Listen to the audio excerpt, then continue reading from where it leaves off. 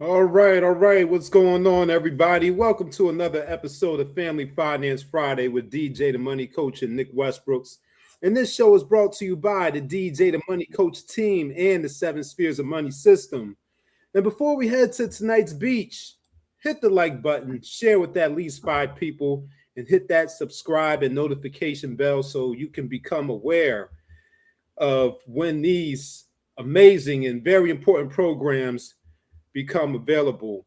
And also, so you can help us spread the good news and the message of the Pom Pom Lifestyle Movement, which is plenty of money, peace of mind. And we invite you to come join us on the Beaches of the World Club each and every day, year round. And it's the last Friday of February. You know, the year is rolling along. You're getting closer to the end of the first quarter. So last show, DJ gave you his 7 tips for tax season. So I'm sure the message in the beach for this evening will be in lockstep with that, since it is that time of the year. But let's get into it. But of course, before we go to the beach, let's talk about how we're doing this week. So DJ, how you doing on this Friday, this last Friday in February? And Nick, as I always say, any day above the ground with your health is an exceptional day. Today is no exception to the rule. At 80, man, I think we had 87-degree weather today. Woo. If I'm not mistaken. I mean, yeah, man. Let me go double check because it was nice and sunny today, baby. Yeah, we got up to 88. We had a high of 88. It's right now 75 degrees. Man, and it's nothing but smooth selling 80s for the next 5-6 days. So, man, needless to say, your boy is in a great mood. yeah, understandably so. A great mood, man. You know, I got to cool off. Oh yeah. Oh man. Yeah, that's lovely right there. I'm jealous. Yes, indeed. Yes, indeed. So yeah, we are closing out the blackest history of the 2026 calendar, because you and I well know it's the blackest month. However, our history is your history. American history begins with us, and that's 24/7, 365. Right. With that said, we're going to continue on the platform talking about the power of business. The power of business. And so the power of business, in order to build a great business, it requires for you to get outside and meet people who run other businesses and actually organizations that you can engage with. So I happen to be invited for the 3rd or 4th year to the amazing Diaspora African Conference that's happening right now. Well, actually, it ended today. However, their formal gala is kicking off in about 30 minutes, where they dress up in their amazing, majestic African garments. Which, because I have to do my show, I'm not able to go, but I might try to sneak down there for about 30 minutes on the end piece, because I have had nothing but a blast the last 2 days participating in the events. Shout out to the founder, Eze, because this year it expanded and, man, literally went international. People were flying in from everywhere. People flew in from Ghana, Nigeria. People flew in from the East Coast, the West Coast. Met a couple of people from my hometown, Chi-Town, as well. And it's growing, man. So one of the key components in building a successful business is you have to get out and you have to have the ability to communicate, articulate concisely what you have to offer to the community so that they can engage with you to potentially do business by you solving their problem. Or conversely, they solve a problem that you have and you do business with them. So you create a win-win-win scenario. And that is very important because, Nick, it never ceased to amaze me. The people who sit behind these cameras and these faceless videos, and, they claim they make tens and hundreds and $1,000,000 a year, and some of them do. However, it never ceased to amaze me when they're out in the public, they're not as polished as one would think. Because here's the secret, ladies and gentlemen. Most of those people that you're watching on these platforms, especially the ones that have all the gimmickry and the, exotic editing and all like that, they are void of social people skills. Now, I haven't been out to a conference since December. Well, it's about 60 days ago, right? And that was at the beginning of December. I went to a conference in November, then went to a conference, in 2025, I think I attended like 6 or 8 conferences, right? Now, some of those conferences, Nick, I was a keynote speaker. Some of the conferences I was on a panel. Some of the conferences I just had a booth. And some of the conferences I was just a guest. And at the Diaspora African Conference, this is the first time that I wasn't a panelist or a speaker because I had too much on my plate, but I was asked to participate. So here's what I'm getting to. And I'm going to shoot you over a couple of pictures, some video. We had a great time. So the first night, they have the informal mixer for the speakers and the people who put the event on. So we went over to this amazing 5-star hotel called the Thompson and had a skyline view just to, melt you like butter. And believe me, guys, I'm telling you, if you get to H-Town and you trying to impress your girl, the Sky Bar pool at the Thompson is where you want to go. Hands down. I guarantee it.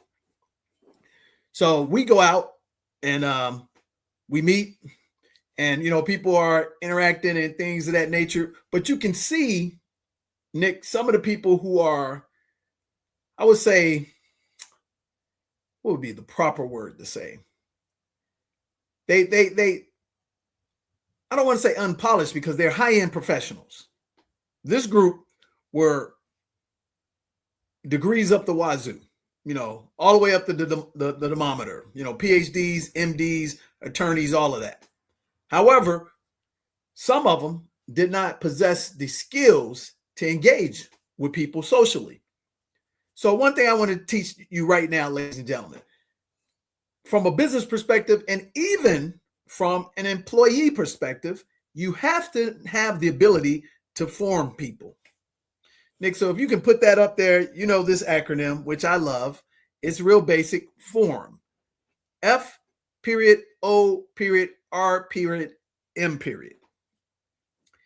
And importance about this and how it relates to making money and engaging in business and being a successful employee. If you can take this little small acronym, form, and you can practice it real simple, you will be amazed at how you can go, Nick, literally from zero, not knowing a person from a hole in the wall and knowing them from Adam, and become their best friend in 5 minutes. Now, allow me to explain and demonstrate. So, I go out to these events and people are dressed to the nines. That's one of the things I do like about it because we get away from this, lackadaisical, unprofessional, attire with these, streets on the social world are, rampant with. So we go out and these people are dressed 3-piece suits, beautiful gowns, the whole nine. Now, myself, I'm pretty, what I would call business casual. Okay. Always have my signature brand hat on, have a nice little t-shirt, and I have a blazer and some jeans and some nice comfortable sport types of shoes, right? So I step on the scene. I get there maybe about midway doing it, and everybody's taking pictures, photo ops, everybody's talking. But then you have a few people who just seem awkward and didn't know what to do, right? So as I'm getting there, I'm really just surveying the area, ladies and gentlemen, because here's the thing. I go to these events with a plan. I don't go there to spear chuck, hope I get lucky to meet the right person. The first thing I do before I get into explaining why you need to learn how to form is I actually look at the itinerary, the directory, who's speaking, what titles, what business they're in, that would be a natural potential fit for what I have to offer or what I can help with. So I am purposely, ladies and gentlemen, going into these environments looking for the C-suite person, the executive who can not only talk a good game, but they can cut the check, the decision maker, right? So those type of people are going to be very, what's the word?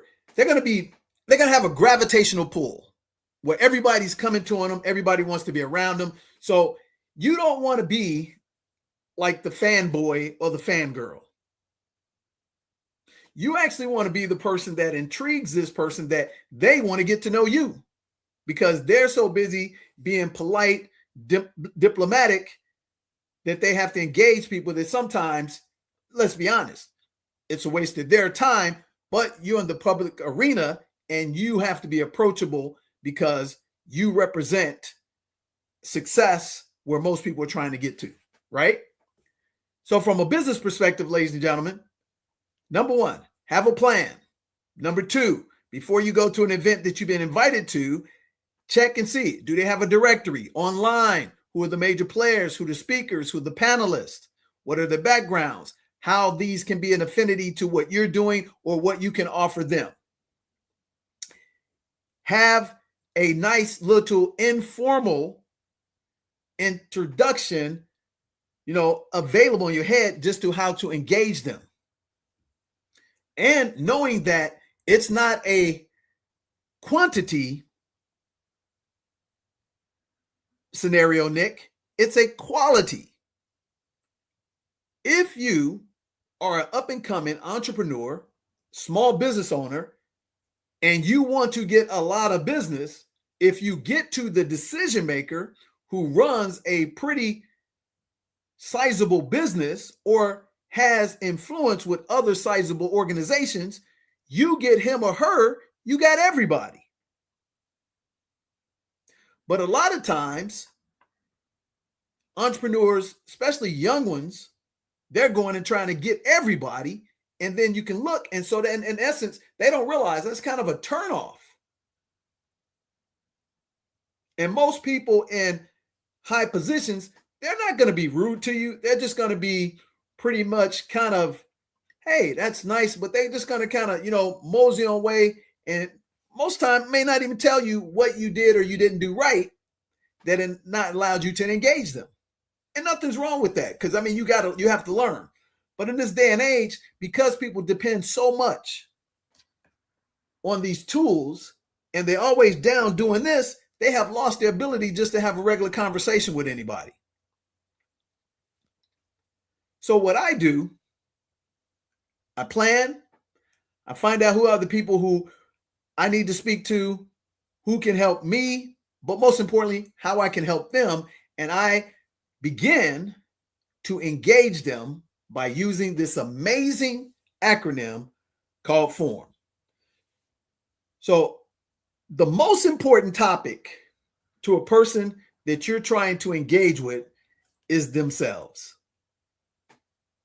If you can authentically engage them about themselves without hovering over them and trying to bum rush them, you'll be surprised how that person will not stop talking if you engage them properly.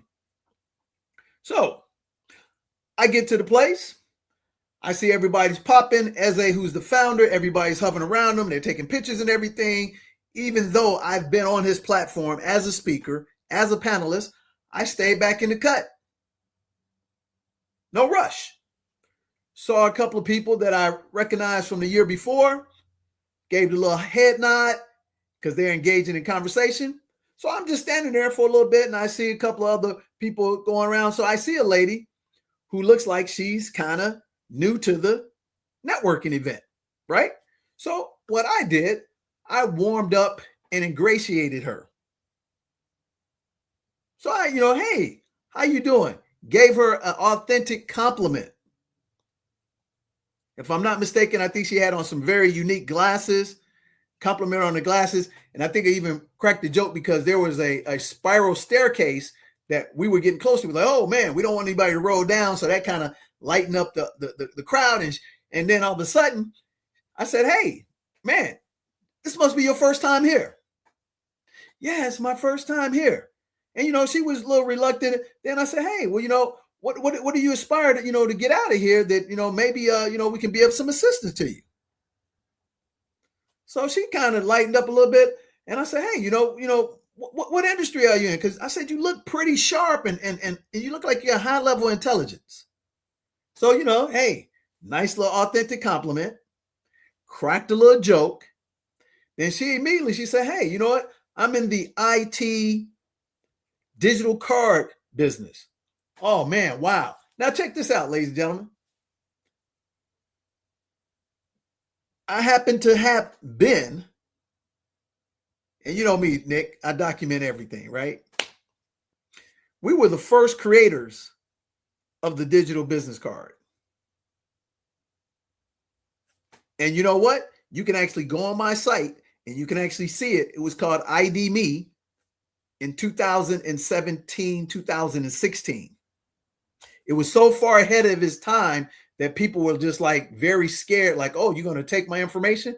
But guess what? Fast forward 9 years later, and 90% of people I came in contact with have some form of this digital card, which I actually go the opposite. I don't even have it.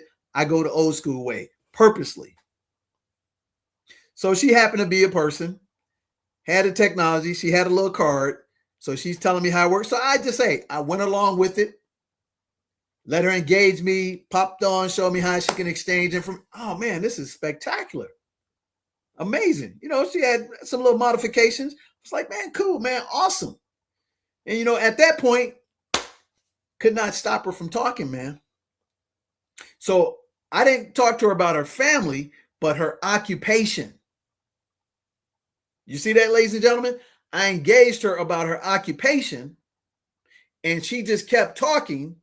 And then she started to sell me on her thing, and she just lit up the room. And I was like, man, you know what? I think, this is a great tool and probably would be a good thing for you to get in front of a couple of players. I said, matter of fact, I said, you know what? You probably should meet Eze, the founder.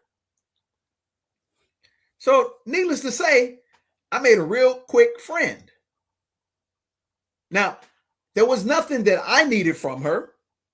However, I was able to encourage her, give her some wings to get off the ground and be comfortable in the environment. And lo and behold, Nick, fast forward towards the end of the night, she's talking, engaging, and guess what? She brings somebody up to me to introduce them to me. Because in between the initial conversation, I was able just to drop a couple of nuts because, I have the DJ the Money Coach, t-shirt on. Unlike what I have on tonight, I am my ancestors. And she was like, hey, she just naturally returned the favor and introduced me to somebody that there was some potential opportunity for us to engage and, collect information, right?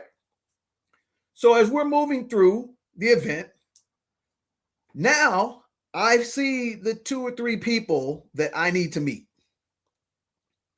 Because right now, we're looking to get a stranglehold on understanding the AI tools, using them the right way from a marketing and advertising piece. So I'm on the lookout for people who are in that lane.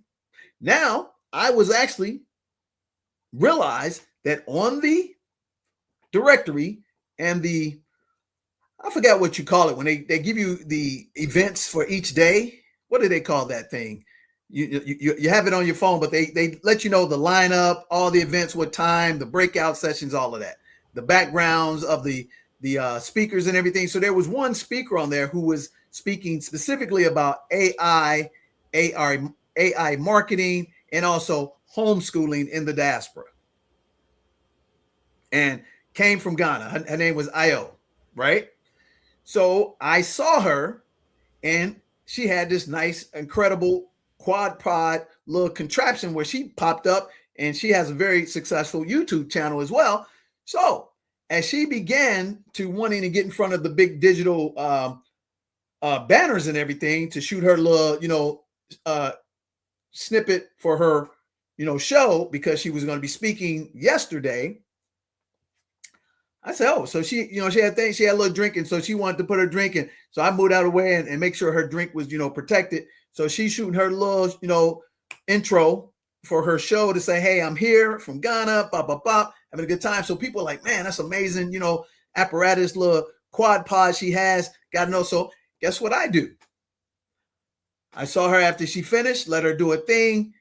She moved right past me. And then I just, found my way over, and I said, hey, man, what an amazing tool you have that lights up the room. I saw how it collapsed real quickly. I said, man, where can I get one of those? In all sincerity. She said, hey, this is something that I just piecemealed and put together.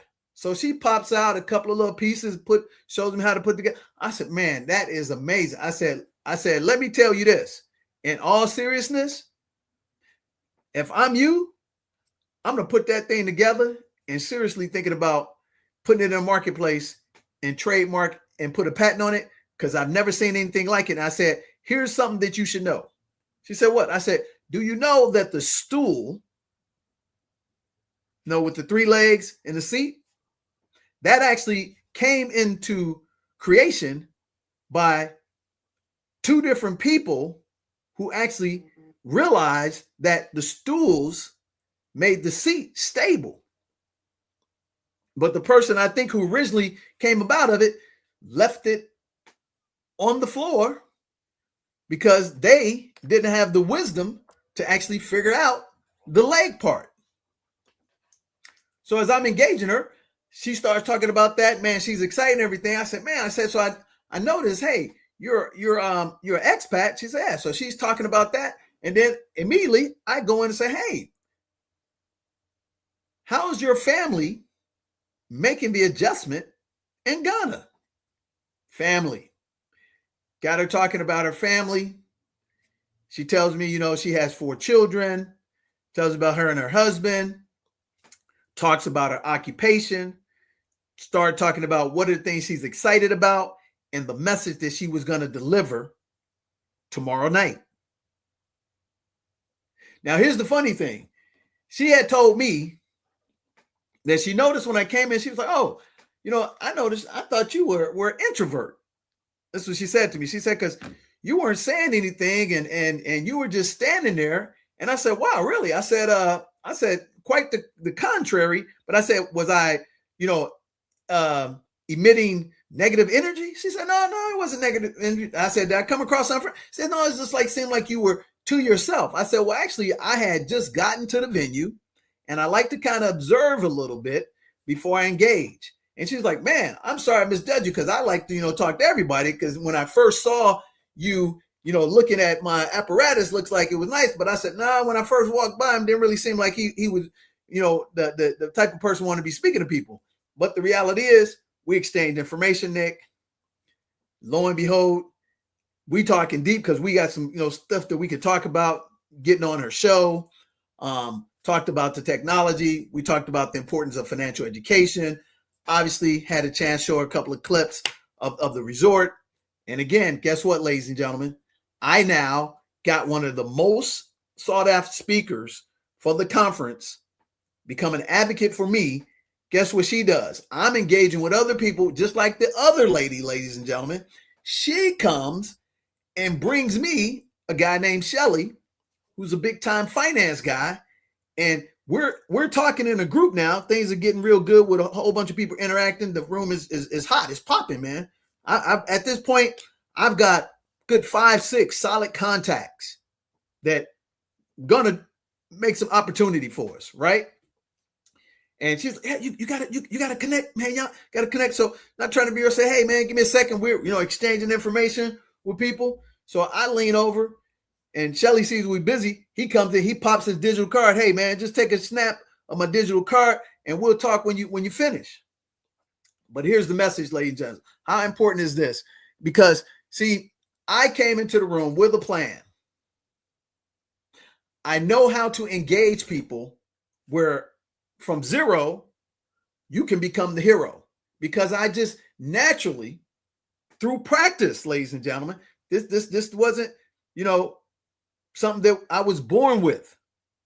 And the funny part is, the truth that Io said, when I was a kid, I was an introvert, but I worked my way out to become an extrovert when I need it, but now I'm comfortable doing it. So in this environment, I went from nobody really noticing who I was to couldn't get out of the place because everybody was coming up to me to talk to me and exchange information. Men, women, young professionals. Then there were 2 or 3 people that recognized me from the year before when I spoke on the platform. Why is that? The hat, the brand, things of that nature. So now I get a chance to talk to Shelly. Turns out, man, real good fit from Florida, super sharp, managing big time asset manager, managing, institutional money. Man, what better person for us to get engaged with? So, ladies and gentlemen, even as an employee who may look to get into another industry or change jobs or something, having the ability to form people nice, casually, non-intrusive, will give you massive success instantaneously. So here's how you do it. You come into a room. Let's say it was an event you just got invited to, so you didn't know anything about it. And that happens a lot, right? But you get into the room, you're feeling the vibes, there's some sharp people that you want to engage with. So first thing you do is take a glance. Don't stare at the person, but take a glance at something that's unique that you can give them an authentic, sincere compliment. Now, gentlemen, for your safety, because we're in the Me Too environment, I don't worry about that. But most of you do. Some of you should. But if you're in a professional networking environment, you should have the ability to engage professionally with a sharp professional woman, even if she's attractive. Here's what you have to have the ability to do. Talk about the business. Talk about what they're good at. You could actually still compliment them. And I'll give you an example. So there's another super sharp professional lady in the room, and everybody's gravitating around her. And she's got these sharp glasses on, but she has this, I think you would call it like a brooch. Is that what it's called? Or a pendant on her shoulder, and it's got diamonds in it and stuff. Looks real sharp. So I said, okay, all right.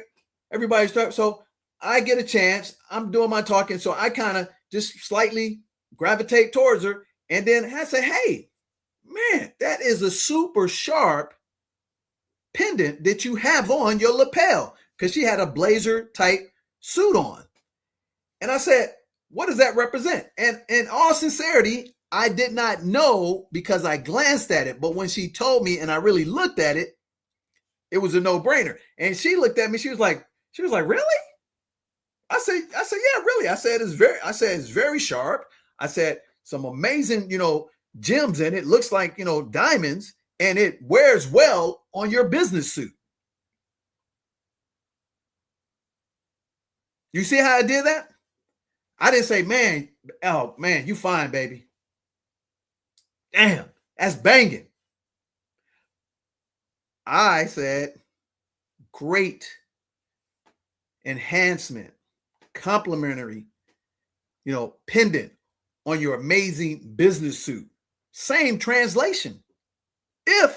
And I wasn't interested in engaging her other than business conversation. But however, I would have landed the plane on both sides of the tarmac. Some people might say that's a smooth operator, but no, it's a professional. With that, she leaned over to me. She said, you know what? She said, you're really sharp. I said, what do you? She said, because the way you approached me was very unique. It was sincere, but it was polished that it could have went both ways. And then she said, you really don't know. And then she leaned towards me because it was on her left lapel and I was facing her to the right. And she said, it's the CC Chanel. And I said, Chanel? She was like, Coco? I said, oh, Coco Chanel. I said, my bad. I said, you know what? The nerd in me didn't pick that up because I'm not in that lane. So she was like, man, you know what? She's like, you got some good skills. So we start talking. And now I gave her a sincere compliment. So now I said, since all these people are gravitating around you, her name was Stacy. I said, you must be a very important person because outside of Eze, I see more people gravitating around you in comparison to Eze, the founder. And so she started laughing. She said, I have a very unique, position what I do. I said, well, if you don't mind me saying, I said, you probably look like you are in the government sector, maybe some form of politics. She said, you know what? Actually, I help both sides, the Republicans and the Democrats, create solutions together. I said, oh, so you're a rainmaker. Again, great compliment. So now she's really talking to me in detail, start talking to me about how the things she does. And then just matter of factly, I don't know how we got on it, but she said, hey, I'm from Louisiana. I said, oh man, I said, that's amazing. I said, my people are from there as well. And I said, here's a little trivia.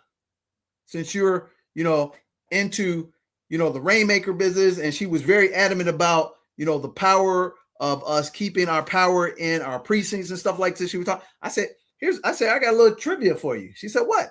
I said, you're actually looking at a gentleman that actually can trace his lineage back to the purchase of Louisiana. And she said, really? How so? I said, and I said, in all honesty, I said, my father's father, grandfather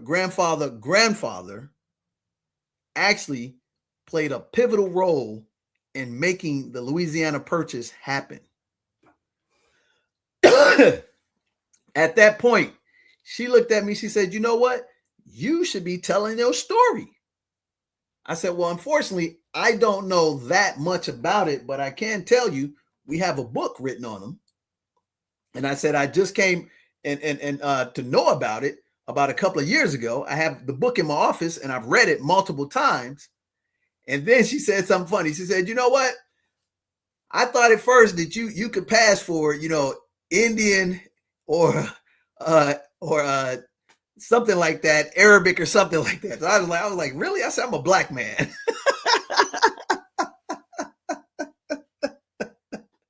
So, more of the story, ladies and gentlemen, is that she was like, hey, got to get your information, want to talk to you, blah, blah, blah, want to introduce you to people. So, day one, I went down there, Nick,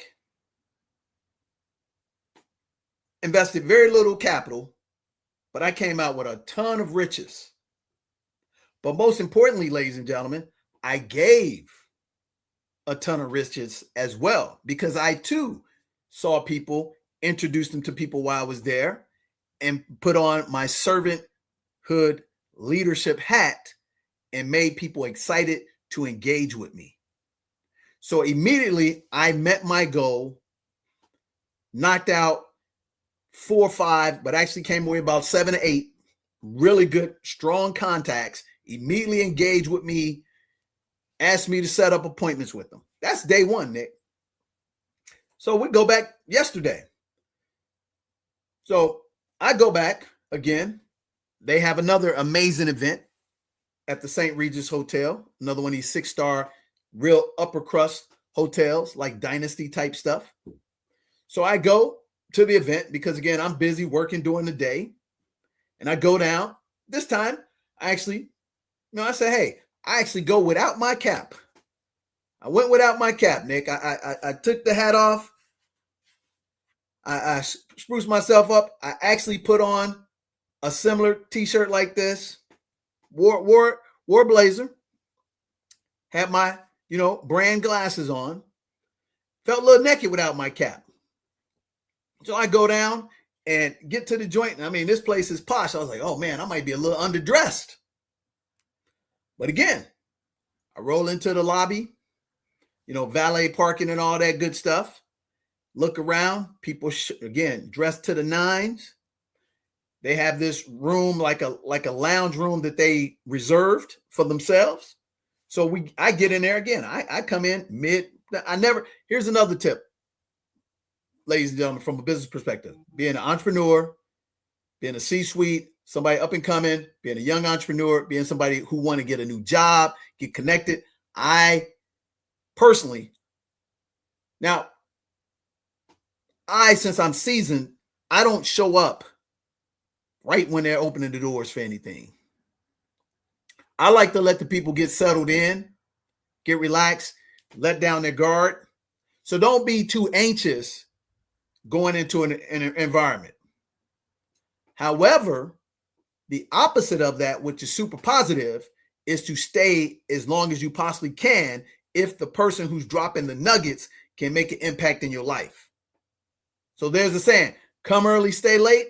In these situations, I like to come midstream so I can just mosey on in,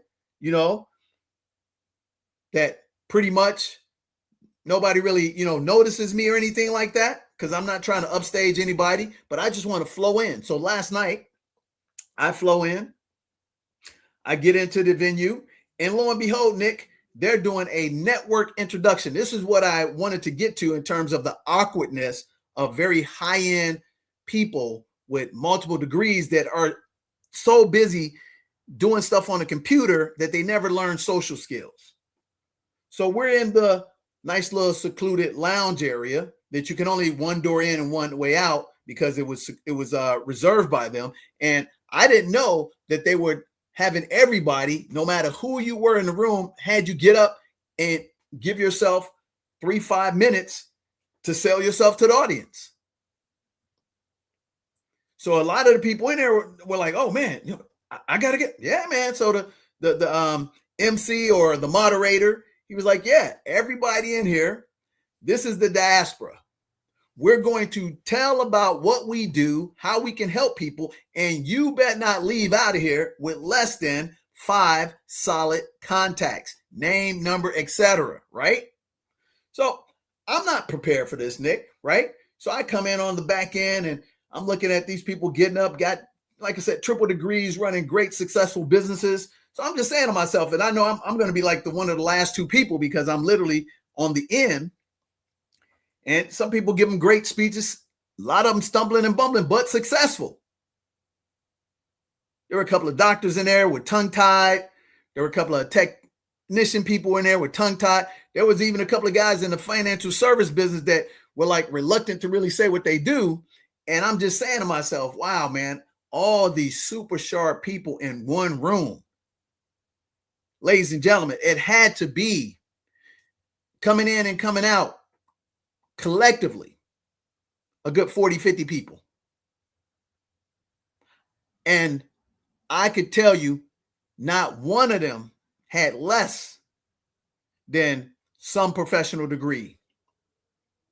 Several attorneys, 4 or 5 doctors, medical doctors, internalists, IT professionals, oil guys, all this. So a lot of money, a lot of education, 1%ers.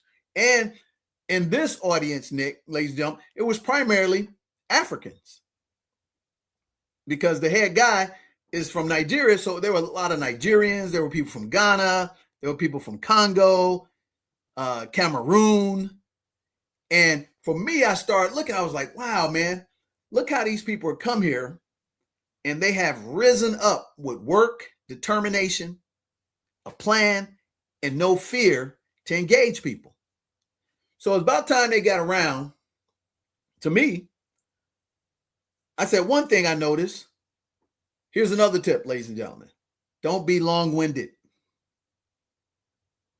There were several people that they started out good, but then people were like, man, when is this person going to tap out? And the moderator was gracious to not cut them off, but it probably should have been one or two times, say, hey, thank you very much. We're going to move on, right?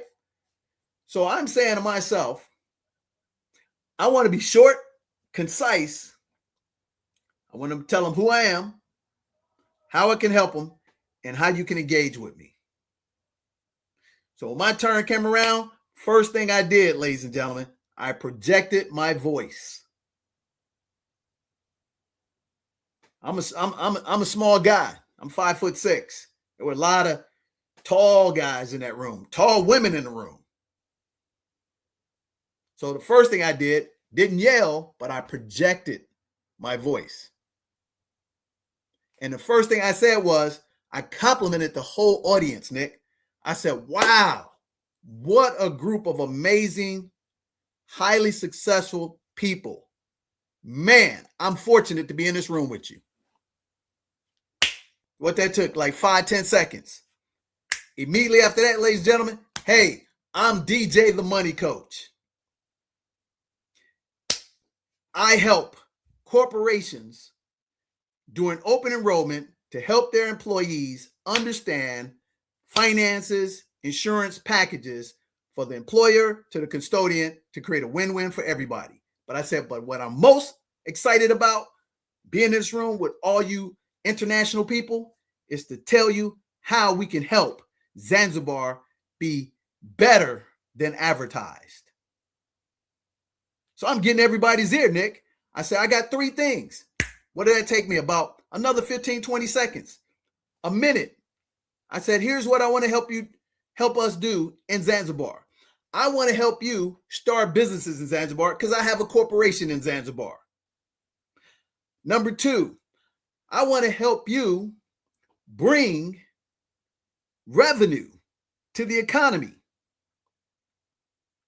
through the hospitality business.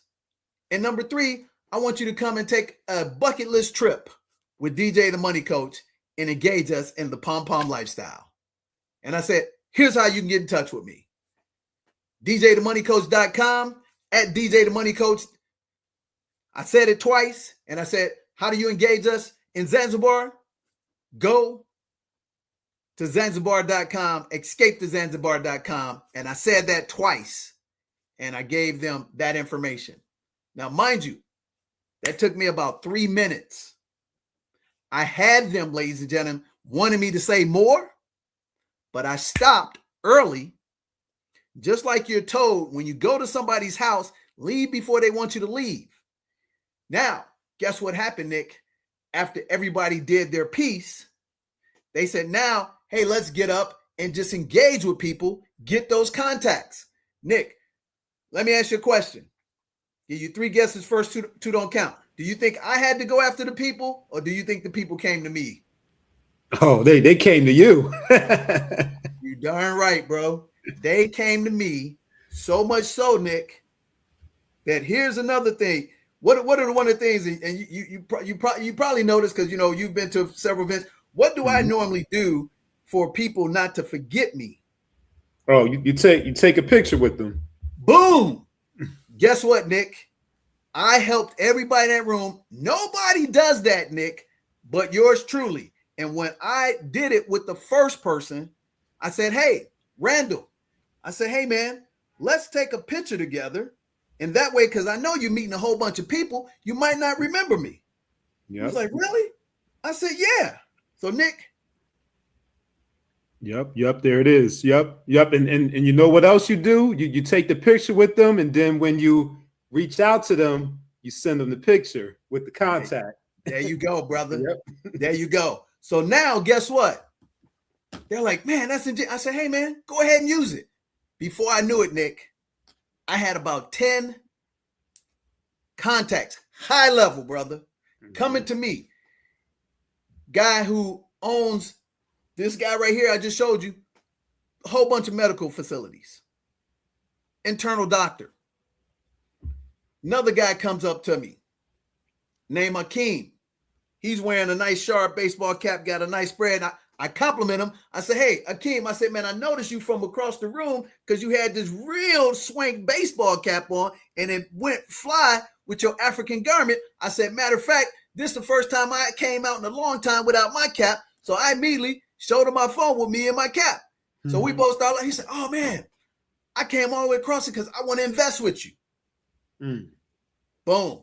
Took a picture with him. Exchanged information. I said, hey, man, why don't you do that with everybody else? So then, to put the icing on the cake, there was one super sharp. Matter of fact, there was several super sharp women in the room, but there was one that they were really boasting about. She was huge in the mortgage and the realty business, and went up to her professionally and said, hey, everybody's gravitating to you. I just want to get a chance to talk to you about how you leverage the marketplace with mortgages and international real estate.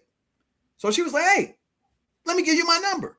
So she gave my number and she's like, in text. I said, well, you know what? You probably got half the room coming after you for both reasons. And I just started, laughing, right? I said, so why don't we take a picture? She was, oh man, that is ingenious. They say, I know. I see her walking around, she exchanging, taking snapshots with folks. Do you think those people didn't remember me? Oh yeah. They definitely gonna remember you. I got 3 people going to see that presentation on Monday. So in 2 days, ladies and gentlemen, I end up having quality about a 12, 14 high-end professionals, which would have taken me a year to meet. And I was able to do it in 2 short mixers in the proximity, Nick, really of about, if you looked at it collectively, the time I put in to engage these people, it probably was an hour total. Now, each event, one I was there for about an hour and a half, one I was there for 2, but I'm just making up. But the actual engagement with all 12 to 14 of those people collectively was about an hour of my time, brother.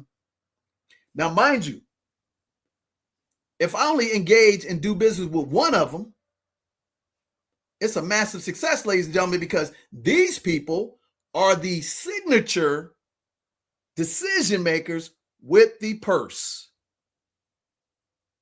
And these type of people, they bring other people to you. So last night, the Shelly guy I met the night before, he introduces me to 2 guys. The first picture I showed you, I get introduced to the guy Randall from a guy named Rudy. I gave him, because he was from the East Coast, I gave him a place to go hang out with because he was single, and I was like, nah, I'm not into that. Oh man, that was a great recommendation. He started going around as my number one advocate, bringing people. You got to talk to DJ. You got to help DJ do this, do that, and other. Drop the mic, bro. Now, I understand what you're thinking right now as a novice or maybe somebody that's truly introvert. Oh, I can never do that, DJ. No, you are absolutely wrong. Because if you take this amazing formula called form and you have my permission to engage my hidden weapon, my secret weapon, take a photo with him. Like Nick said, Nick's been with me for 6 years plus, and he sees me do it naturally. But I figured out in a room of high-end professionals, especially when people are just power networking, you're not going to remember somebody obscure when you got 30, 40 cards. But if you see me, boom, shoot a picture, you and me smiling together and say, hey, oh yeah, and I formed you. Let me tell you the other secret here, Nick. Nick, tell them, what do I do after I form somebody so that when I send them the picture to engage them, how do I get them even back excited about me from the gathering of forming them? Well, you let them know that you paid attention to everything they said by summarizing the conversation or asking questions about each part of that form. Asking questions about the family or bringing something up about what they mentioned in that conversation about the family, occupation, recreation, and the message. Yes, absolutely. Because guess what? If that lady, Sharon, automatically, he wants something from. But if I go the opposite direction, say, hey, you know what? You told me about this foundation to save, single parent women. And I just started talking about that. Got nothing to do with what I'm trying to accomplish. Mm-hmm. Guess what? You just hit pay dirt. Or you talk to that high-powered guy like Eze, and he tells you maybe something about his mom or maybe his children. And the first thing you talk, hey, how's Stephanie doing? How was that recital that Stephanie had when we engaged? Did it go well? Wow, you remember my daughter's name? You remember that she was doing a recital? Absolutely. Mm-hmm. Absolutely. Now, guess what just happened, ladies and gentlemen? And authentic. They now want to help you. Because guess what? The opposite happens. Immediately, you're going in and trying to get, hey, let me sell you this, get you this, da-da-da-da-da. They getting that from everybody. Now, let me tell you this. If they come to you and they're asking you about your services right off the grip, engage them. Because here's another important part about networking. It's 3 things, Nick, to land the plane. You have to have the ability to relax, have a plan going into the game. That's number 1. So let's put that up there. Let's give them these tips right here. We're already going to assume you know how to form.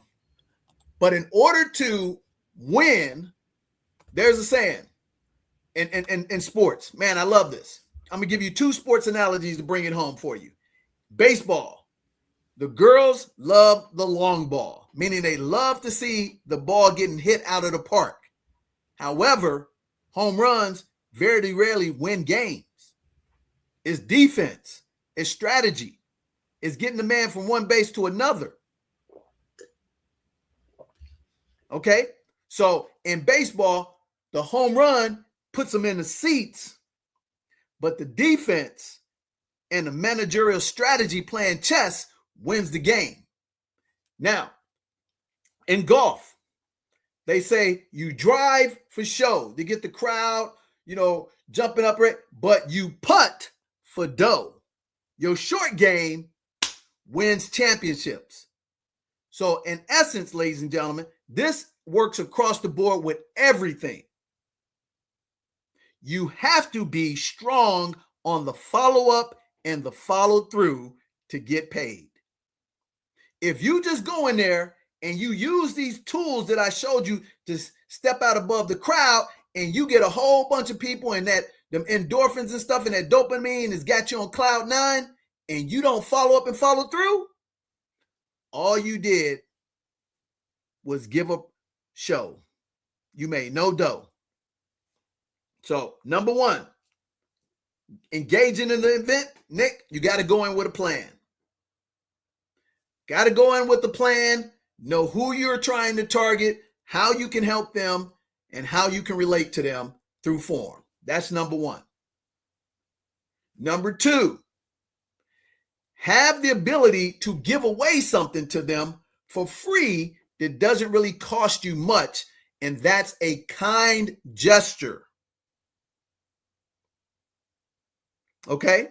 So number 2, give them a intangible gift that costs you nothing but can mean a lot to them. I.e., I engaged the lady, warmed her up. She never been in a venue like that, and gave her wings to spread. And last night, man, she was on fire. So it could be encouragement, a laugh, a warm smile. Yes, give them a meaningful and tangible gift.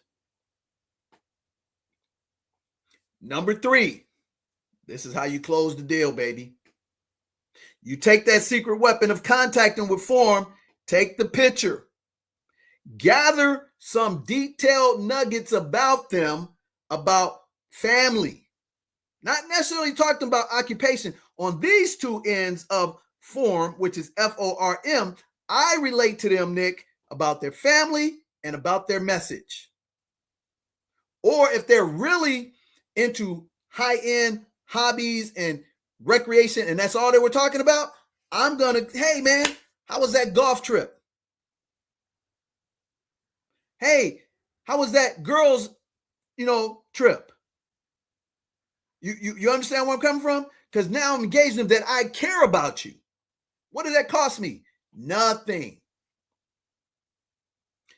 On number 3, before I get back in touch with them, I send them a quick reminder, because I used to, in the analog world, Nick, which I told you, I used to take literally a business card that they gave me of theirs.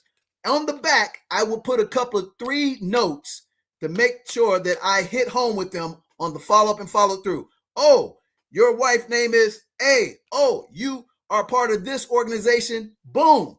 I make sure I mention that to them, and I send them the picture about us and say, just want to engage you. And then I ask for the close. What's the close, ladies and gentlemen? It's only get an appointment with them. That's it. If I get them through those 3 tips and get an appointment with them, you are halfway home to bringing big money, big accomplishments into your business, into your family, into your career. Now ask yourself a question. Why don't they teach this in school? So again, number 1, if you go into any type of event that's important to you, from career, business, entrepreneur, go in with a plan. If by some chance you just happen on an event that you didn't know of, come with form. Number 2, give them an intangible gift that will be priceless to them, cost you nothing. This can be just as easy as, Nick, I told Rudy, Willie, and Aaron, hey, we're in Riv Oaks, which is the old blue blood money, where the ex-presidents, the Bushes, live. And I said, hey man, we're about 5 minutes away from a nice place called 5 Central, which happens to be owned by one of my friends. Because they were like, hey man, we're from out of town. Where can we go after this? This gonna still be nice and kind of our flavor and this kind of upscale. I said, literally 5-7 minutes away. I grabbed my guy's Willie phone. I put in Google, put Central, and I explained to him. I said, matter of fact, T might be there, who's the owner. I told him, tell him DJ sent you. What did that cost me, Nick? Nothing. Did it the night before. Guess what? Rudy comes in last night. He's the Pied Piper for me. I don't have to do any work. Now, the third one is closing the deal. You have to have the ability to engage them with what you found out about them to close the deal. That means if they automatically say, hey, man, how can I engage with and get down to business? If they're just like that, hey, meet them at their energy level. I had a couple of guys say, hey, man, I want to sit down and talk. Okay, no problem, man. I'm having something Monday night, 6:30. I'll shoot you the link. No problem. But normally what I'm going to do, hit them up, talk about the F, family, talk about the message, what their philanthropy is, or I may talk about the R, which is they're huge into golf, skiing, cosmetology, whatever they're super passionate about, ladies and gentlemen. I'm going to talk significantly about that to ingratiate me beyond everybody else. And then I'm going to ask for the appointment. Call to action. And here's the important part. You have 24 to 48 hours to close the deal for the appointment. And don't think you're being over assertive if you do it this way, because guess what I did today? The people I took texts and stuff with, I just gave them a friendly reminder. Hey, you know what? I might not be able to make it there tonight. What you're doing and what your calendar so we can get back engaged. Had 3 or 4 of them hit me up and say, hey, boom, boom, boom, boom, boom. Now they are looking for my text, my soft call, my Zoom link. Does that make sense, ladies and gentlemen? Now, out of those 12 to 14 people, if I get appointments with a third of them, and I do business with one, for our business, ladies and gentlemen, it could easily be 6 figures. You hear what I'm saying? So how long would it take for you to meet somebody of that high character, high accomplishment, and get them warmed up that actually they would seriously want to waste their time to talk about you, about something real? That type of person, it's going to take you 1 or 3 ways to engage with them to land the plane outside of you doing what I'm sharing with you from a business perspective. One, you're going to have to do a lot of ads to their demographic, cold. Then if they get intrigued by you, you're then going to have to prove to them, validate why they should trust you. Then you got to start the sales process. So with a high-end professional like that, that could take you 3 to 6 months. But in these environments, with these strategies, ladies and gentlemen, I'll land the plane in 2 to 3 weeks. Nick, am I lying or am I flying, Nick? Nope. Telling the truth. Yep. And let me go back and prove my point. I can prove my point 2 ways real quickly to you. How I met Nick. Here's the way you do it for social. Whatever the platform that person that you're intrigued by has, no matter how big they are, how small, or how up and coming they are, you are attracted because they have something that you need, or you have something that they need and they may not know you. And the saying is, it's not who you know, but who knows you, right? How I met Nick. Urban X. I get excited about the platform. Father and son, strong Black representation, super positive. They're promoting a segment that they do once a week called, what was it called? Urban Excellence for Kids or something? What was the title, Nick? I forget. Yeah, the Urban Excellence Stories. Yeah. The Urban Excellence Stories, young kids and stuff like that, they're highlighting. First thing I did, ladies and gentlemen, I took out my own coin and I bought one of their t-shirts. Hear what I said. I authentically liked their platform. I realized even after liking it, there was some synergies that they didn't know me, that I can help them with. And then also knew that I could get on a platform to expose myself to a brand new audience. And with my level of expertise, I thought if it went right, it could be magnificent. It was better than advertised. But the first thing I did, ladies and gentlemen, I invested in them. Let's put this tip on here. This is for social. Invest in something that they have that you authentically have a like for. If they got an ebook, a book, a t-shirt, something like that that may only be an investment of $20, $30. Do that before you do anything, before you reach out to them, whatever. Invest in the product. Invest in a product. Let me show you how the power of this.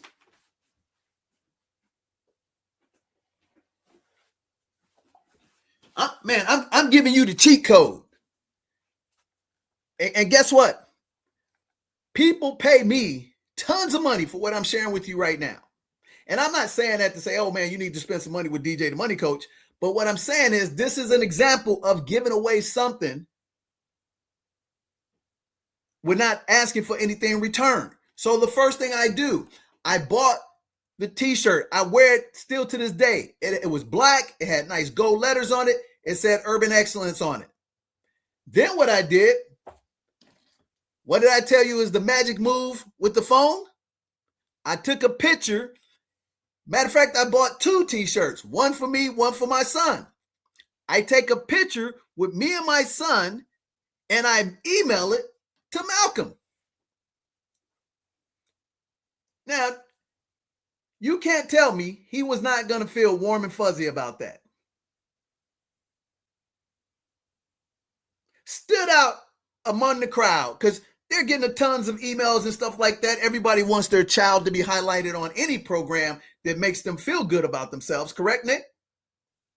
But guess what? I was the only person that did that, Nick. Think about that.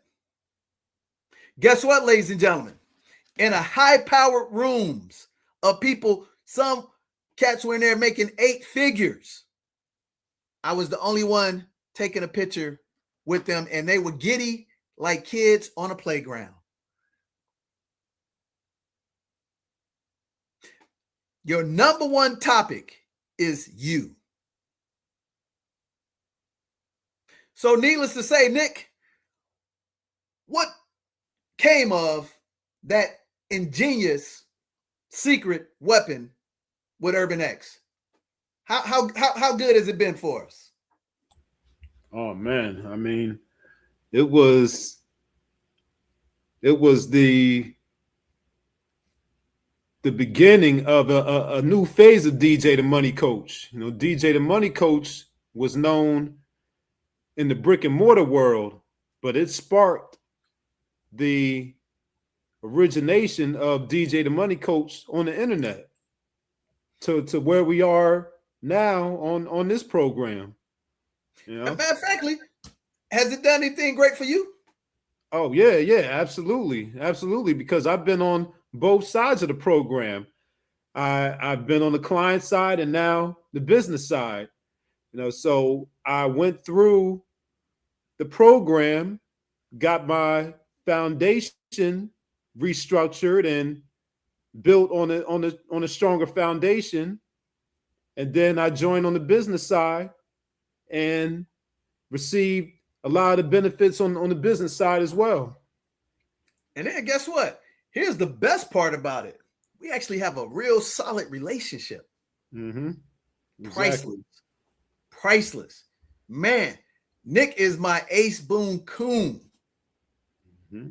Meaning that 100 got my back, got his back. We're a family. But who would have known that was going to happen? Right. That's what they call serendipity, ladies and gentlemen. Now, that's not going to happen all the time, and that's not what expectations were in any remote. Never thought, it wasn't even on my radar and my universe. And I'm sure the same was for Nick. Mm-hmm. So the first thing on the social, invest in that person you want to engage with. Okay? If you don't believe me from there, guess what? Here's the second example. Amazing. Dave Anderson wrote the book, The Real Black Agenda. Saw him on an amazing show. Man, let me tell you how this stuff works.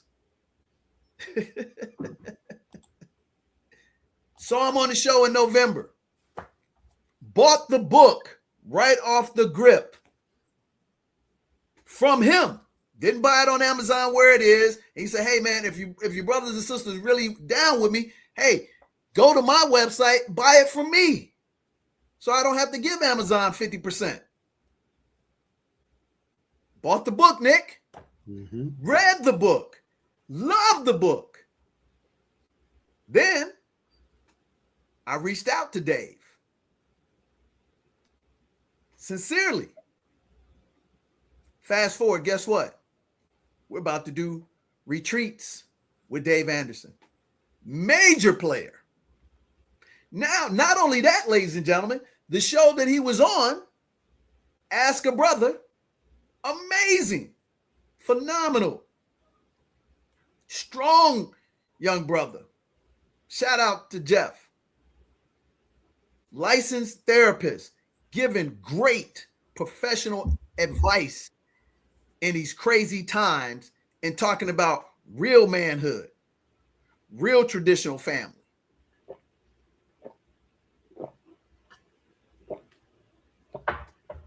Reached out to Jeff initially, saw his program, just like Urban X.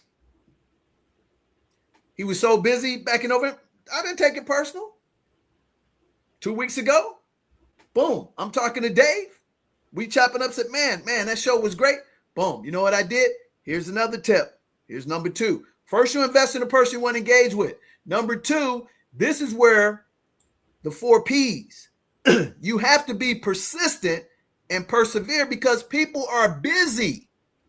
It's not that they're not interested, but if all of a sudden you're in that white hot mode where you're knocking everything out of the park and everybody now wants you, it's hard for you to see the real gems. So for me, I just kept fishing, but guess what I did, Nick? What did I do, Nick? Tell them. How did I get Dr. Jolly, Willie Jolly, after trying to get with him? What did I do after I put my thinking cap on to get him to see who we were? Oh, you mentioned a mutual contact. You mentioned your mentor that you knew that Dr. Jolly was connected to.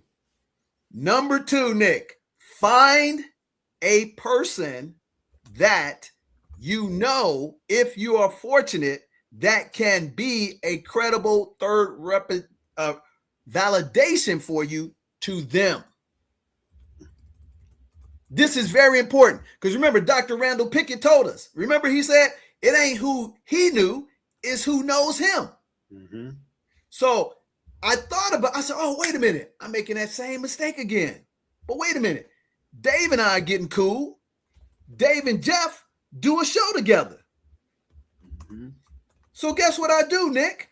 I redrafted my email authentically. Hey, Jeff, you and I know Dave Anderson. I found Dave on your show. Dave and I are starting to work together. Hey, you think it's a chance that we may be able to talk about doing some things? But you know, before I got into we may be able to talk, what did I go back and do, Nick? I formed him sincere compliments to him about what I liked about his show with specifics, ladies and gentlemen. You can't be making general fluff statements to folks. Mm-hmm. You have to specifically tell them a sincere, authentic compliment or support. We can see right through the bull crap. So when I found a credible mutual contact that immediately gave me validation to him because he didn't know me from anybody and they weren't even looking at my emails because I'm sure he's getting inundated with thousands of emails because he's hot. But again, Nick, I knew how to stand out because with the first thing I did, I invested in Dave Anderson. I built rapport with Dave. I then said, man, Jeff's got something and it lines up with what we're about philosophically. And even though I sent him a couple of email correspondence and DMs back in November, December, he didn't respond. I didn't take it personally. I said, oh, man, DJ, put your experience hat on. He knows Dave. Dave's on the show. Him and Dave are doing a show together. You done spoke to Dave 3-4 times. We're about to do business together. Just, hey, Jeff, hey, man, we know somebody mutually in common that if it wasn't for you, I wouldn't have met Dave. Do you think we might better get a moment of your time and talk about sponsorship and doing some things together, how you scaled up? I also, Nick, I intently listened when he said what his goals were. He said on his platform, I want to leave my job. I want to make this my business for my family, and I want to be able to scale up in X amount of time. Needless to say, Nick, in his lane of work, people are doing retreats, men retreats, couple retreats, therapy retreats. Guess what, Nick? Even if he hadn't thought about it, guess what I did? I planted the authentic seed, because what can we do for him that he can't do for himself in that lane, even if it's not right now, but down the road, just like we did for Malcolm. What can we do for him, Nick?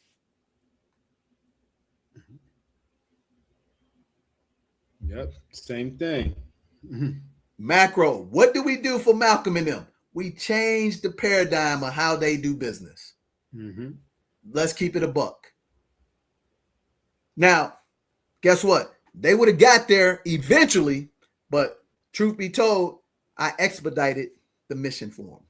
And truth be told, they expedited my launch onto the social platform. I've always been DJ the Money Coach, but I wasn't out on these streets.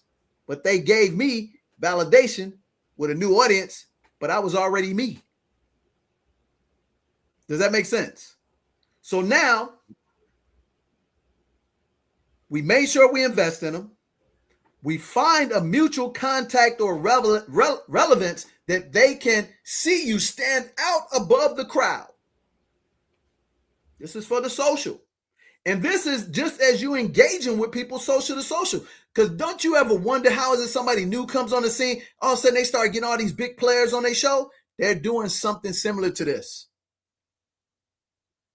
that you can't get by Google ads, Facebook ads. There still has to be a relationship involved for somebody to let you in their circle. So now, after we found that mutual contact that was relevant to help you stand above the crowd, now, number 3, you have to serve them first. Let's put that up there, Nick. Serve them first. And you have to serve them, ladies and gentlemen, without expecting anything in return.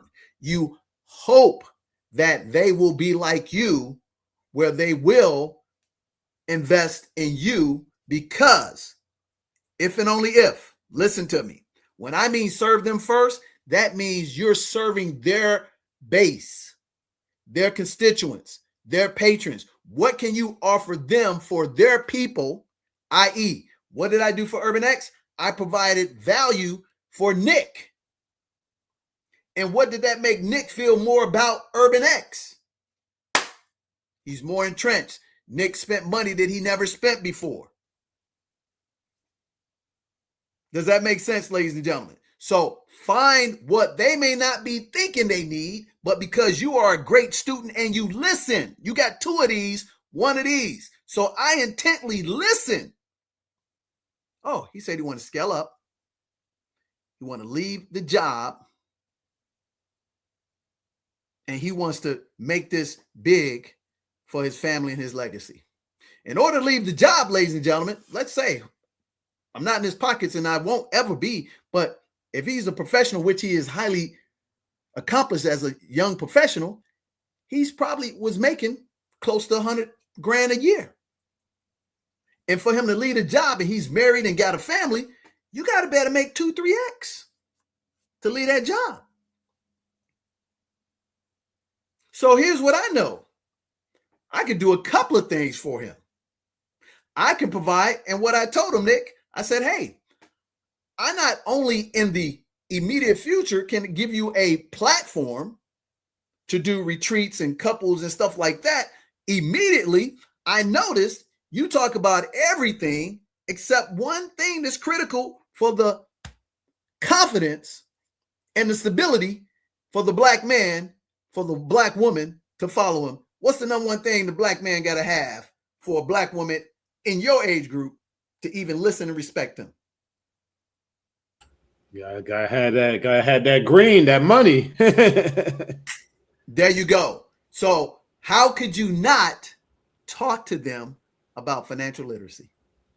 Guess what, Nick? Shelly, who's an asset manager who I met managing institutional money. Guess what he was adamant about talking to people last night who were making 6, 7, 8 figures? Financial literacy, financial education. This is exactly what he told me when he was introduced. He said, hey, DJ, I got people be trying to say, hey, how can you get me into this hedge fund and this, that, and the other? He said, I can't do that for you. I'm not licensed in that area. I do this institutional, but I will find somebody that can give you what you need. Lo and behold, boom. IO introduced me to Shelly. He checks me out real quick. Oh, man, I got people for you to talk to. Now, mind you, Nick, and I almost thought about this the other day. I was talking to Financially Free D, and I said, you know what?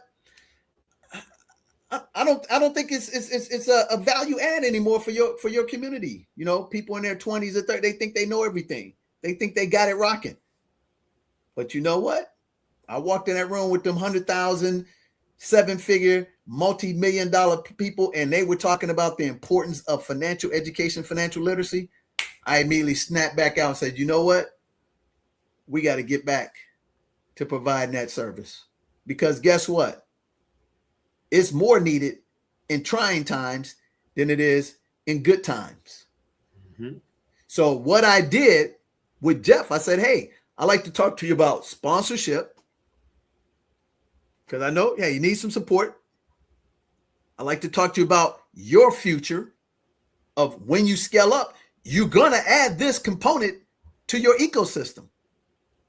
And how about right now, while you got the ear of these sharp young Black men and women in your age group, talk to them about the money. Because I could be rest assured, just like Malcolm, did not Malcolm leave his job? Mm-hmm. But did Malcolm have the foundation? Did he have a Roth IRA? Did he have a self-employment pension plan? He's sharp. His family sharp. But they didn't have that stuff. What you bet that Mr. Jeff probably needs some of those tools too. Because here's the hardest thing being an entrepreneur, ladies and gentlemen. There's a saying. They said the shoemaker, back in the day, they called him a cobbler, always has the worst shoes because he's so busy making shoes for everybody else, trying to chase, financial independence and stability. He forgets to make him a great pair of shoes. When I was in the cleaning business, Nick, guess who had the dirtiest house? And I'm not a dirty person, but I'm out there 24/7, 365 trying to chase them contracts. I don't have time to clean up my house. So when you first become an entrepreneur, your job is to what? Get that job, get the contract, get the sale. Man, I don't have time to be thinking, oh man, I set up the, I don't even have the money to do it because I'm investing in the enterprise. But guess what you got to do? You got to do it. Because that's the main reason why you got in business. You have to look out on the horizon, Nick, and say, hey, when Nick is going to be 40, I want to have this. And the only way I can have that if Nick at 35, Nick, when I met you at 28, was doing that. And then Nick at 50, he look up, boom, he got $1 million in the bank. Mm-hmm. I said, man, no, well, he got to make it. No, he don't. Because guess what? Nick got a rock solid Roth IRA. Mm-hmm. Nick contributed to the company plan. Mm-hmm. Nick got the right insurance policies. Nick putting some little nuggets aside here and there. And guess what? He's got the number one tool in his place. He's got compounding interest working for him day and night. And he doesn't have to go out and do anything spectacular. He just have to do the fundamentals, ladies and gentlemen. Mm-hmm. So for your social platform people, this is what you have to do. Let's run it back, Nick. First thing they need to do, invest in the person you want to engage with. What does that mean? Hey, throw them a couple of shekels on something that would interest you. A t-shirt, a cap. But for me, man, if they are who you are really interested and you really want to do, hey man, invest in the knowledge. The knowledge.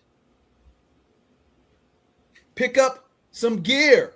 Hey man, Nick, am I not notorious for that? Oh yeah. And you know what, ladies and gentlemen, I'm gonna be real with you. Maybe 20% of people that I get their stuff ever return our calls, answer our emails, and they claim they're about cooperative economics. Claim they're about leveraging our networks. They talk a good game. But I can show you a stack of books that I bought from people just to buy, just engage the conversation. Can't get a meeting from them. Can't get an email respond to even say, hey, no, thank you, ain't interested. I've had organizations, ladies, I've invested thousands of dollars in, asked for no return, and made donations to the campaign because I believe their platform is awesome. Won't give us the time of the day. But I don't care. Because if you invest with the right heart to engage with the people, number one. Number two, find a credible mutual contact to give you validation so you can get instant halo effect. That's when you are edified by a third party because you have improved and impressed them with authenticity that they would say, yeah, man, that guy's a solid guy. Give him a shot. Now, once you've done that, let's bring it home, Nick. What's the third thing we got to do? Serve them first. Now, see, for you as the young go-getter, the millennial or the person younger than that, we in a me. That works temporarily. Hey, I am the worst person at that 2 decades ago. That's all I thought about. Me. I thought about it, but I thought I was doing good things for those people. But they like, hey, man, your motives are all about you, even when you appear to be doing something in kind for somebody.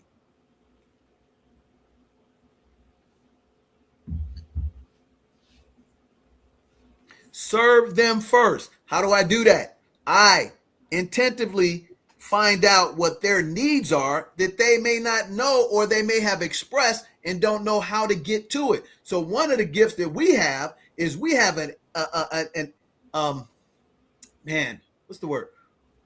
we have a God-given blessing that we have discernment where we can actually find one group over here that have a great skill set, a great platform, but missing something, and we can find the missing piece to their puzzle and just coincidentally make it look like we brought them together by happen chance. We do it all the time, ladies and gentlemen. And one of the ways to best do it is to have some business already teed up for them where it's almost impossible for them not to return the favor for you. But do it with authenticity. Make sure it's something that you line up with, got nothing to do with money. It's about your message. Because if you're only doing it for money, it's only going to last for a short period of time. So on the social platform, when you engage them, you have to stand out because we go after the go-getters. We go after the whales.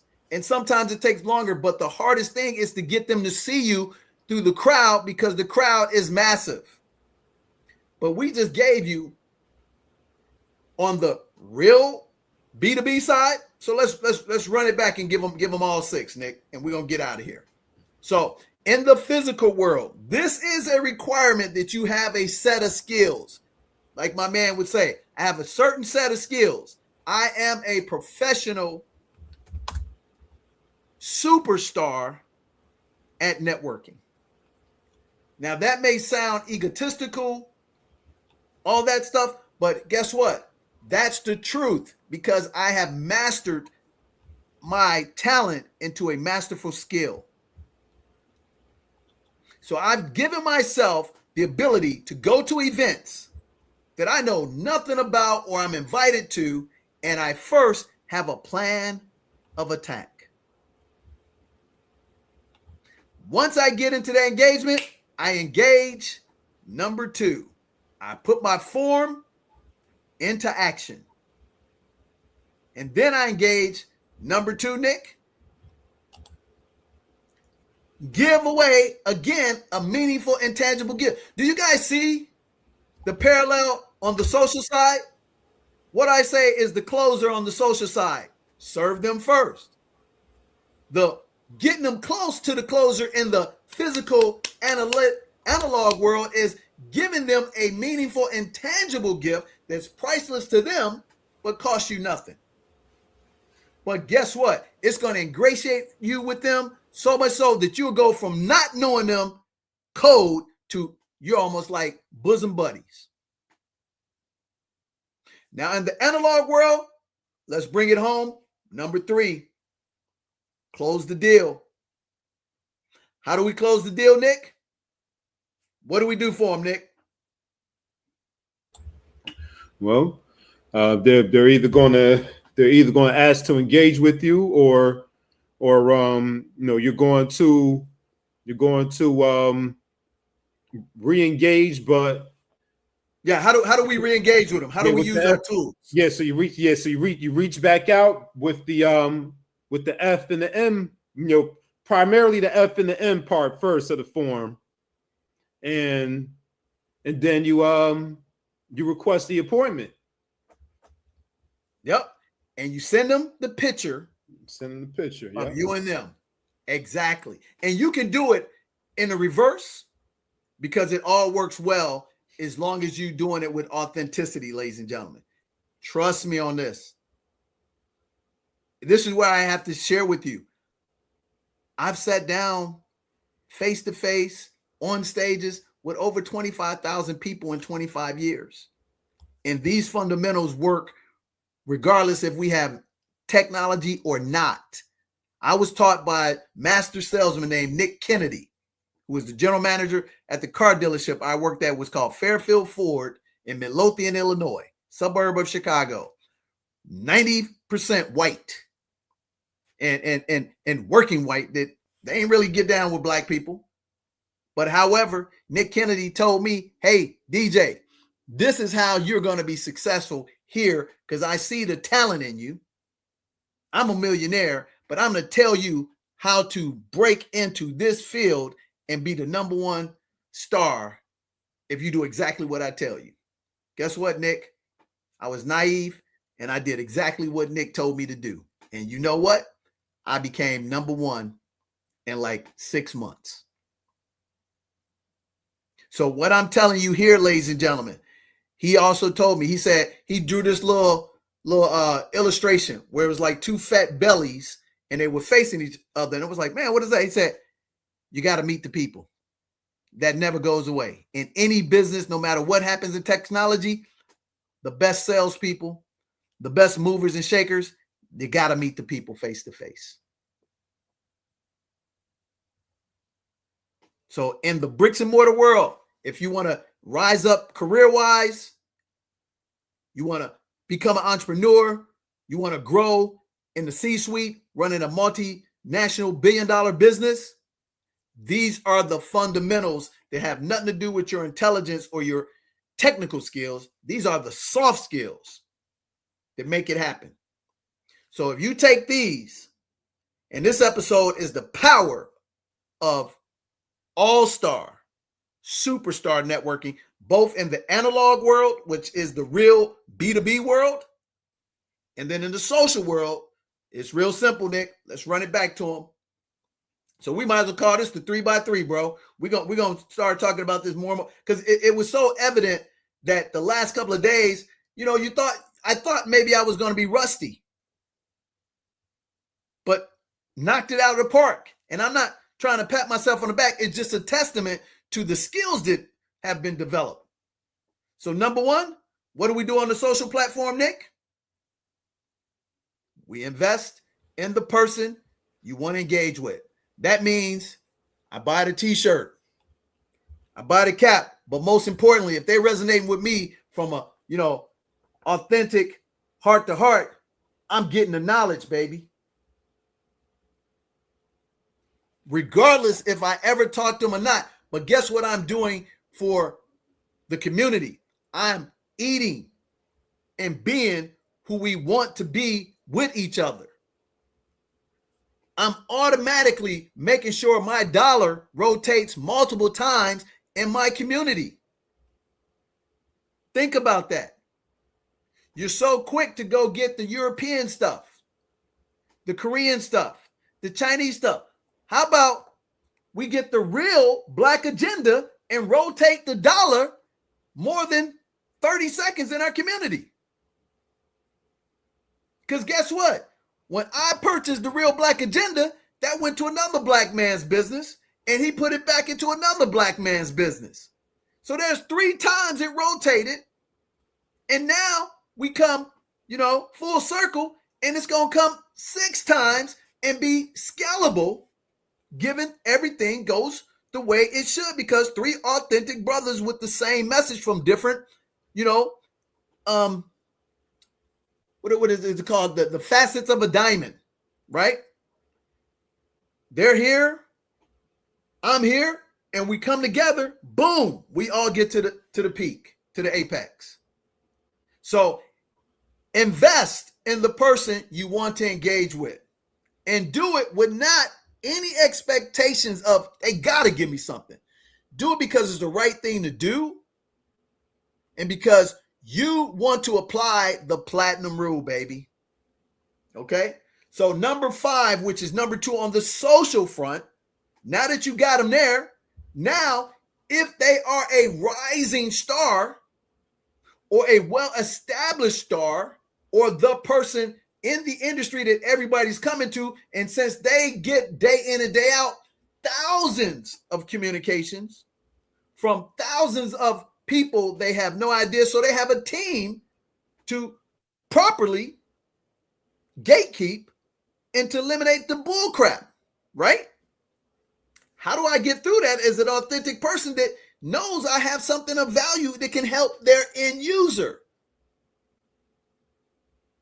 I have to establish myself. Find a bridge. Connect the bridge. Show them how that bridge gets their dream accomplished. If you pay attention to what they've been saying and talking about, which other people are not, you talk to them to their solution, which is sense a sort of their soft pain. Oh, I want to scale up. I want to create legacy. Show them how to do that, if you have the ability to do that. Once you've done that, you come in and you formalize the deal. How do you do that? Serve them first with your tools, your expertise, and your kindness. And when you do that, you will find out that they will want, excitingly, to help you in your goals. If you want to be the leader, you have to be the servant first. And you have to do it without any agenda. It's nothing wrong with having a plan for it to be successful, for you to win.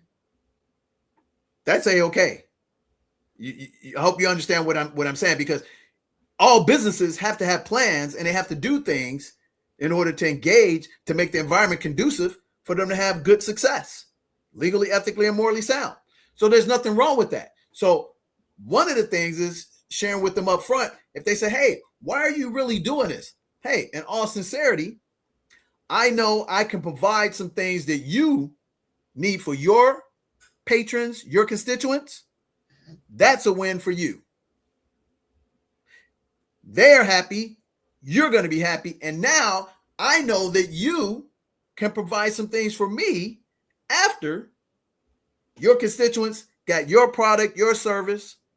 You were able to make a good, solid profit ethically.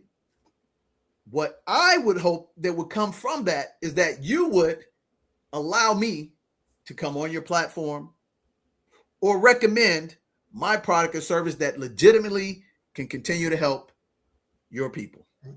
That's all I ask for. How does that look? Hey, allow me to sponsor your program. Hey, in order to warm up to your program, how about you interview me to tell a little bit of my backstory, like you have with the other people, like you did with Dave, like you did with Anita, and allow me to be introduced as the financial expert, because I do have 25 years doing this with Chase Bank, YMCA, the regional Montgomery Airport. You see what I'm saying? I have the resume. Very few things that I'm not going to be pretty well known about in this line of financial education, especially at the corporate level. So that's a plus to your young community. So that's how that works, ladies and gentlemen. And I know right now you say, well, hey, DJ, I don't have that expertise and experience. But one thing you do have is energy, integrity, morals, ethics. Example, Nick, world-class teacher, knew nothing about business. But guess what? I was taught by my grandfather and my father. He said, hey, man, there's never going to be a shortage on these two things in the world. Never going to be a shortage on ignorance. And there's never going to be a shortage on people with integrity, morals, and ethics. When in essence, it really is. So what he was telling me, he said, hey, if you always have morals, ethics, and integrity, you're not going to be perfect. You're going to be flawed. That's going to be so valuable in any place that you will stand out. And if you come into the environment with a learnable, teachable attitude, you'll always be able to grow in areas that you didn't even think were possible, because there is a shortage on morals, ethics, and principles, and people who will work hard first. There's not a shortage on ignorance and arrogance. So what I saw in Nick was a gentleman that was sharp, committed to his community, integral, family. I said, man, I could teach him about business, and he could be great in it wherever he wanted to go. He didn't need to know about how money works and everything. He was good. He was a conservative mind. And I just asked him, hey, be my business manager on this endeavor. Man, I don't know nothing. Don't worry about it. I'll teach you just like Nick Kennedy taught me. The rest is history, ladies and gentlemen. Mm-hmm. So that's the thing that we wanted to convey about, making it to that next level, because you're going to go through 3 phases in life. You're going to go through a struggle. Okay. Typically the struggle is a good struggle where you're trying to develop who you are, learn some skills, et cetera, things of that nature. Right. Once you hone that skill, garner that experience in the industry that you're endeavoring, and you become to know who you are naturally going to become successful. It's not a wish. I have never been able to find, ladies and gentlemen, any woman, any man who harnessed their craft with discipline for 2 to 5 years that they didn't make 6 figures. Now, sustaining the 6 figures, that might be something a little bit different. But as it pertains to career, they keep making that money. But as an entrepreneur, it's going to be some ebb and flow. So once you become successful and you have the ability to sustain it, ladies and gentlemen, and you start making that 6 figures, you pay off your debt, you start, living a nice, comfortable life. Now, the next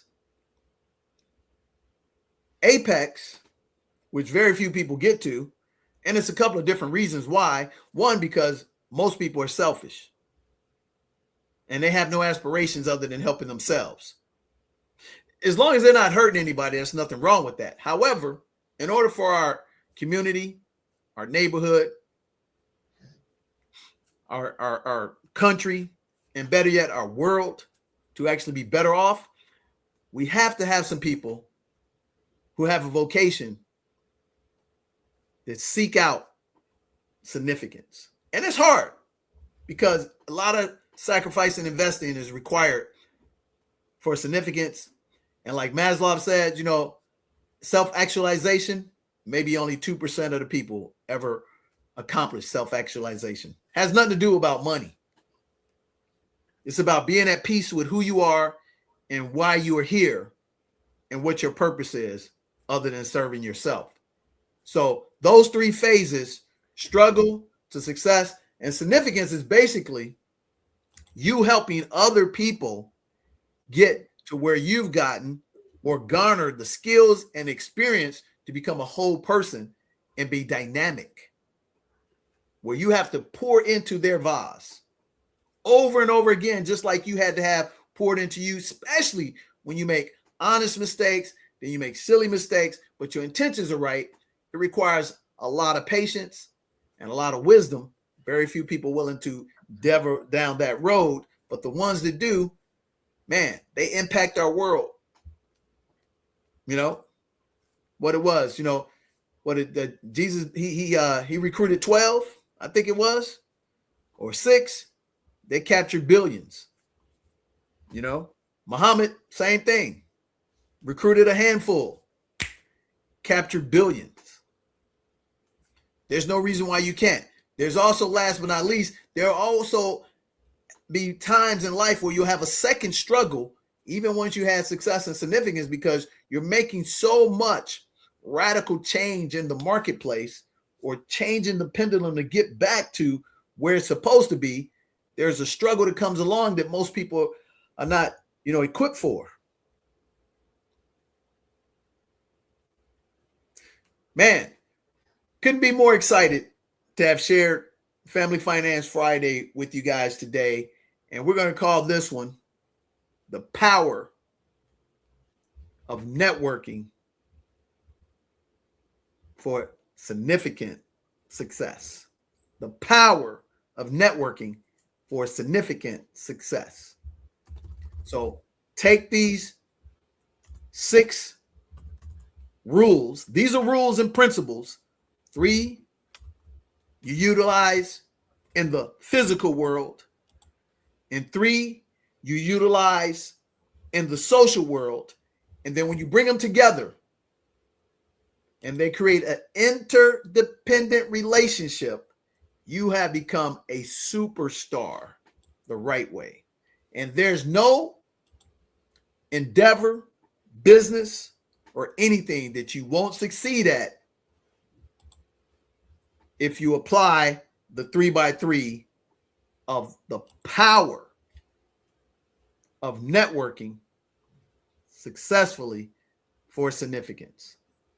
So we're going to start talking more about that. And most importantly, ladies and gentlemen, you have to have these supported by the foundation of the 4x4 and the 4 Ps. This is just another piece that we talked about with that purpose to create that right triangle for oneself. So hopefully we have made an impact for at least one person. And the only way that happens, ladies and gentlemen, is application. If you're receiving this information, you're excited for a couple of minutes, like going to a conference and you get all pumped up, and then you get back home, and after about 4 or 5 weeks later, you're worse off because you didn't get into the application because it was hard, like working out. You have to work through that in order for this to actually work. This is not going to work, ladies and gentlemen, one day, 1 week, 1 month. This right here is the shortcut to the shortcut that prior to the 2 to 5 years, as we talk about with the 4x4, this is the rules and the principles, if you apply it, 90 days. 90 days. You can become really good at it. In order for that 90 days to work, guess what you have to do? You have to apply this 5 days out of the business week. Crawl, walk, run, take little itty bitty bites, and then you'll get to the point, just like we have. You can go anywhere around the world, any conference, any summit, step into any room. If it's the president of the IMF, the president of Tanzania, or the president of the United States, you can walk into those rooms without any degrees, applying these rules and principles, and get that person to fall in love with you from a business perspective. I guarantee it, ladies and gentlemen. Absolutely. 100%. So I hope that you take this information, you like, you share, you subscribe, because guess what? We're giving you the best of the best. And remember what I said? How do you really make an impact in power networking? You do the free stuff, the intangible gift. You serve the people. So if this information is helping you out, guess what the best thing you can do for our platform? Like, share, subscribe, put it in the comments. Because we too want to get up to the next platform so we can help a lot more people. We can't do that hovering around 2,000 followers.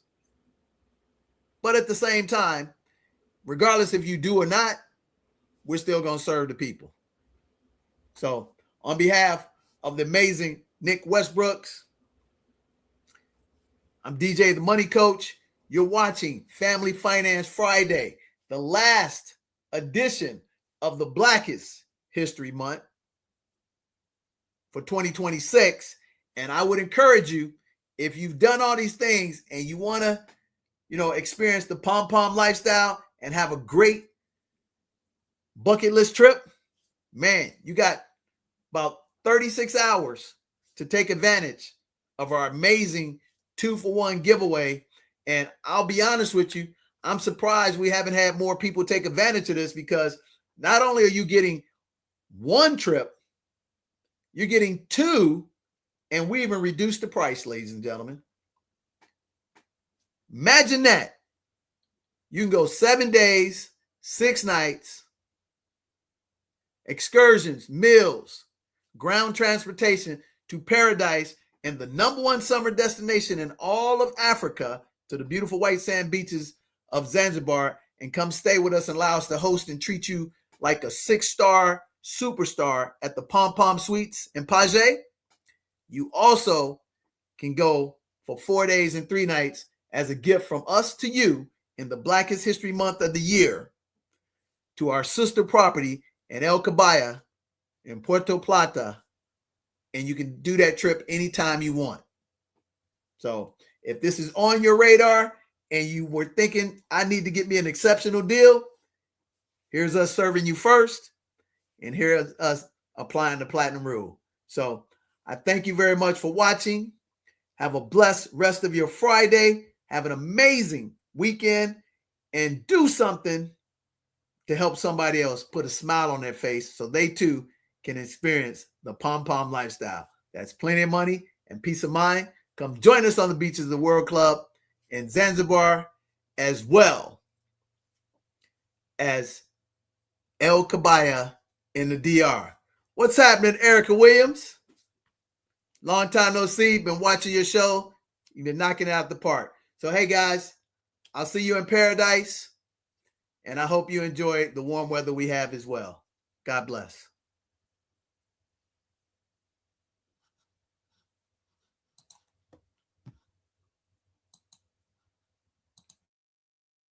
Jumbo, it's Coach Britt here, coming at you here from beautiful Paget, Zanzibar. So we've got some exciting news coming for you guys. I want you to join me out here for some amazing fitness and wellness retreats. This is going to be an experience of a lifetime. You're going to have the opportunity to come out here, experience the beauty of this area.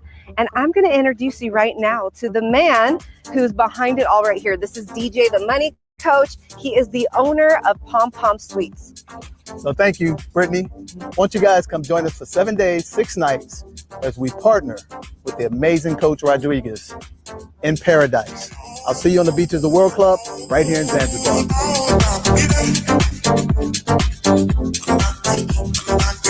Jumbo, it's Coach. Everything. We're going to give you a master training, 3-hour course, 2 consultations. We're going to teach you how to build credit up to $100,000 interest-free for 18 months.